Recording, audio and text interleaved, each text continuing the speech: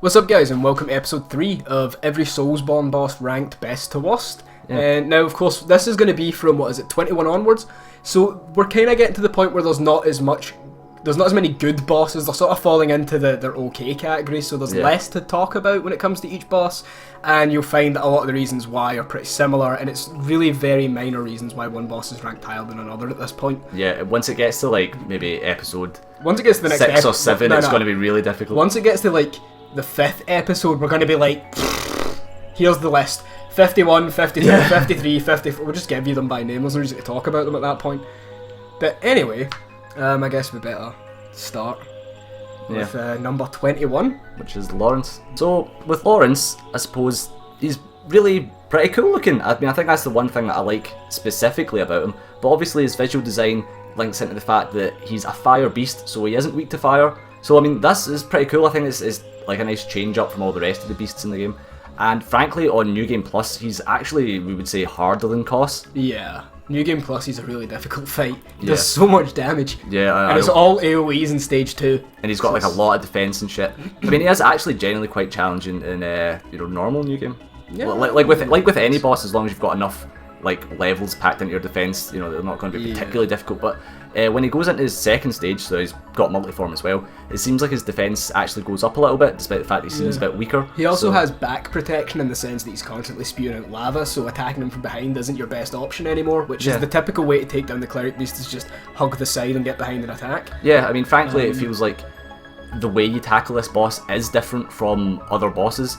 Yeah. So in that sense, I think Lawrence does really well, and he's just a straight up upgrade to the Cleric Beast. And the Cleric Beast was fairly decent, to be fair, but Lawrence is just so much better. Next on our list, finally a Demon Souls boss coming in at number 22, and it's Flame Lurker. So we should probably first of all say why there hasn't been any Demon Souls bosses up until 22, and it's just that we feel that everything Demon Souls has done, again, we're taking this whole list within context of all the games together now. Yeah. But everything Demon Souls has done is just been outdone in later games. Yeah, it's been improved upon. For example, like the aggression of Flame Lurker.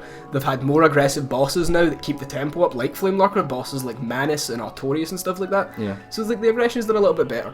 And you'll find this a lot when it comes to Demon Souls, that the reason why Demon Souls bosses are so low on the list and so scattered throughout the list is that there's been slight improvements on the things that those bosses do well in other bosses in the game, and we feel that some of the bosses that have been released after Demon Souls were actually more fun and more engaging as well. But we don't blame Demon Souls for that. It was the first Souls game, and it did build the groundwork for a lot of the series. So for sure. But yeah, Flame Lurker, by all means, absolutely brilliant boss. Don't just forget that they're this low on the list, because it's still a really good boss anyway. Yeah. Arguably the most difficult in Demon Souls. Remember, the list is still out of 107, so to be this high up is you're still in the good section of bosses. You're still in the top third of bosses. So yeah.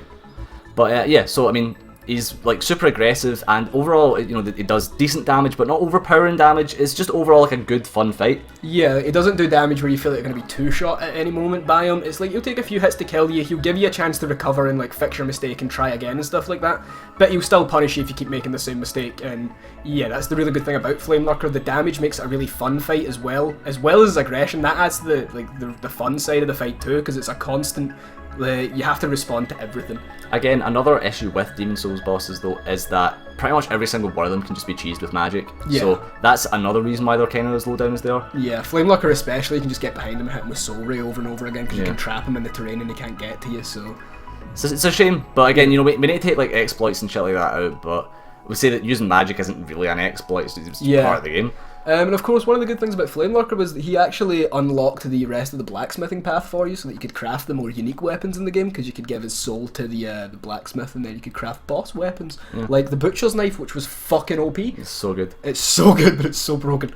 But overall, I mean, Flame Lurker, just fantastic boss, but really good, really good. So, what would this be? 23. 23. So we're now dealing with Vicar Amelia. Yeah. Vicar Amelia, of course, the boss in Bloodborne, who now unlocks the DLC, would let you go to Forbidden Woods. The giant beast in the church. Yeah, personally, I think that Vicar Amelia is actually still quite a challenging fight for me. Although, you know, Gary and Steven don't really find it particularly difficult, but I feel that for the part of the game where you actually fight Amelia, she's like quite a big difficulty spike. I know people complain about Bloodstarved Beast, but I've never had a problem with Bloodstarved Beast. It's always Amelia. I can't stand him. Which I find quite strange. He's my Achilles heel. Yeah. Without a doubt. But anyway, on to Vicar Amelia. One of the things that I really like about this is something they do before Vicar Amelia, where they give you the numbing mist, which is cool because the boss has this regen mechanic where once she gets so far down in HP, she'll glow golden, she'll stand, she'll sit up, and she'll heal, she'll regain her health really quickly. It's really tough to out-damage it, actually. But right before Vicar Amelia, if you actually explore the area, the game gives you numbing mist. Now these stop healing, and I like the placement because it's right before like you would fight the boss, and they're going to be at the front of your mind. So when you see her heal, you're going to be like, I've got something to stop this. Yeah, and I really like it. I really like it when they have item placements like that, especially leading up to a boss. Another thing about Amelia that I like is all her attacks. They attack like all around her. There's no specifically safe place to actually fight Amelia because she has like the jump back attack that will hit you. Both have like side swipes on each side, so they cover a decent amount of angles. And again, that adds to just like specifically why I find her so difficult. Yeah, and she does do a good bit of damage when you do get to her. Yeah. Anyway, like at that point in the game, you're only around like level 30 to 40 at best, and she does quite a good bit of damage. Now, I think the biggest letdown on Amelia is her visual design when you see that GIF that I'm assuming we're going to put up. We'll probably put it in the video. So, the one that you should be seeing right now, once you see it, she just looks like that, you just kind of go, it really puts me off it. But anyway, that's it for Amelia. Other than that, she's a decent boss, decent. Yeah. So, boss 24 is yet another fire boss, and it's Quelaag. Yeah, Quelaag being the giant spider bitch from Blighttown.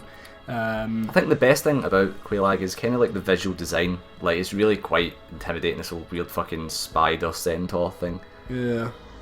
It's a pretty interesting design. And of course, like the fire aspect of it is really interesting as well, in that the spider can spew lava, and that sort of dictates which parts of the arena you can and can't use. Yeah, so I think that's the biggest thing about Quelaag, that like no other boss really kind of does that.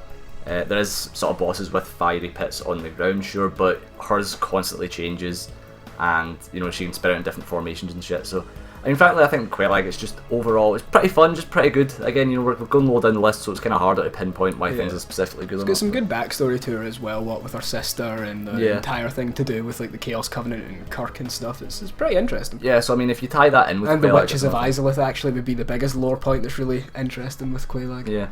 So yeah, that's 24 Quelaag. 25 is another Demon Souls boss actually. It's False King Allant, the final boss, but technically not final boss of Demon Souls. It's really cool. Now, first off, I think we should justify why it isn't higher on the list. Yeah. So, like we said with other Demon Souls bosses, it's kind of just been done better. But specifically, given the point where you fight Allant in the game, because he's the last boss, it's quite weird how it becomes inversely sort of easy. I've never ever lost to him. You end up doing more damage to him than you should, and it's sort of... It doesn't really have any moves that would capitalise on a lot of the mistakes you make in a way that would threaten you to the point where you would die. Yeah, because he has like a lot of recovery after certain attack strings, and he doesn't do so much damage. The lack of poison in Demon Souls as well means it's really difficult for him to actually chain a combo on you, so there's a few reasons why he's not higher up in the list, but the reason why he's this high in the list is that he has a few interesting mechanics about him, like the fact that he can steal a level from you, which is interesting because people actually use this to fix mistakes in their character in Demon Souls, where they would let King Allant drain them of a soul level a few times, and that would reduce certain stats. Like I think they figured out how to make it reduce each what stat they wanted and stuff like that, and then they just reinvest the levels elsewhere. So that was pretty cool. It was a way that I'm assuming the developers didn't think of to utilise that part of the boss. It also has like a cool remixed soundtrack, which is like the opening theme, but except it's done on like pipe organ, and that's pretty cool. Yeah, and it sounds really royal and like really it sounds like really upper class, and it's like you are fighting the king. Yeah, so you know that sort of ties in with it. Does have some pretty cool lore. Like I do like the whole concept of King Allant and like how he's got the whole sort of shitty side is like the false king, is like the demon version sort of thing. Yeah. And I mean overall, you know, he has like a decent fight. He has like, you know, some pretty cool attacks and stuff. Again, it's just a shame that they can't be capitalised more given Demon Souls. That's again why I would love a remake of Demon Souls and they could just tweak all this shit. But they fucked it there, I suppose. But anyway, Allant is still a really fun fight. It's a really good fight. We just and he's got a lot to him. It's just because of how easy he becomes by the time you get there. Yeah, it sort of takes away from the fight a little, but he's still really good. Yeah. Right, so boss 26 is Capra Demon. Now, I'm sure some people will be thinking, why was it not higher? And other people will be thinking, why is it not significantly lower?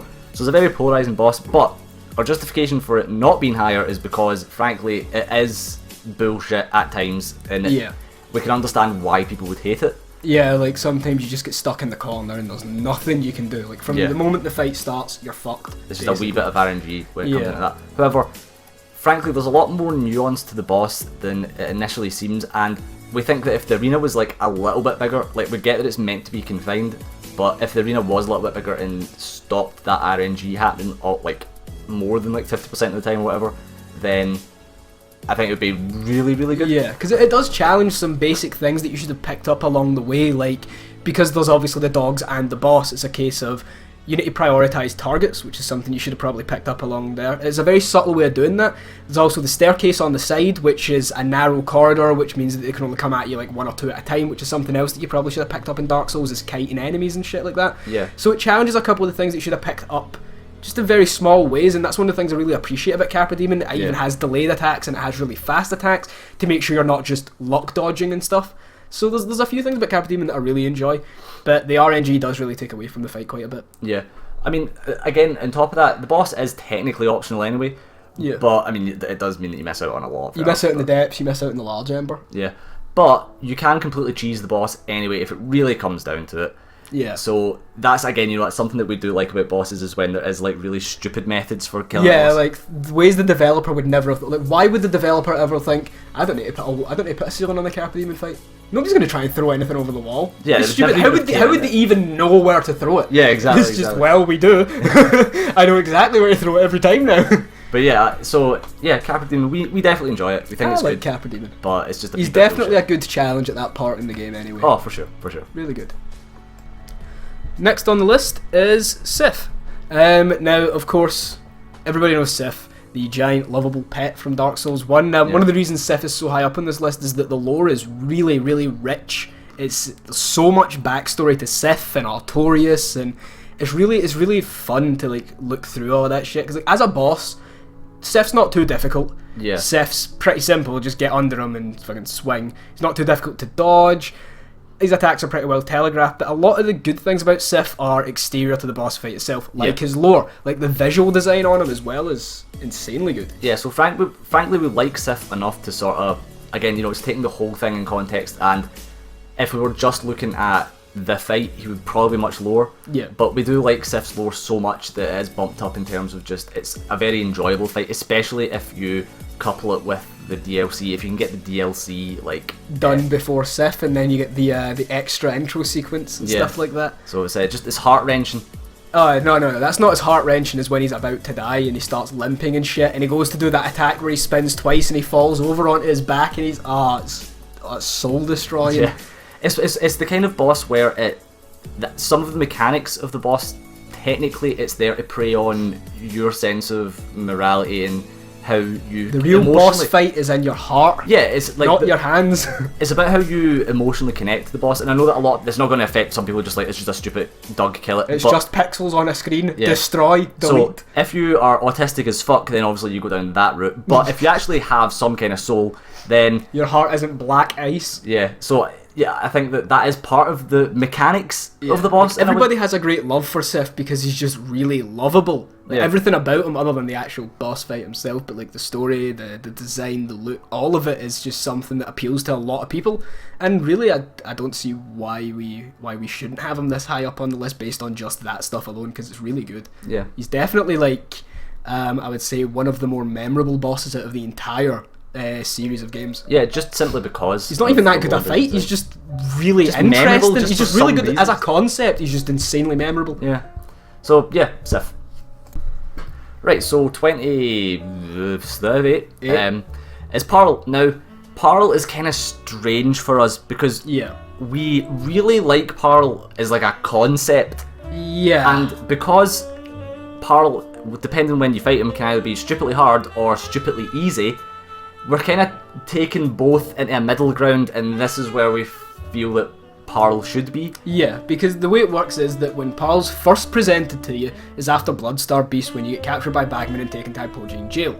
Now, at that point, Paarl is a lot tougher than any boss you've faced. he does a lot more damage than any other boss you've faced, and you're considerably, like, you're much lower level than you should be for him. Yeah.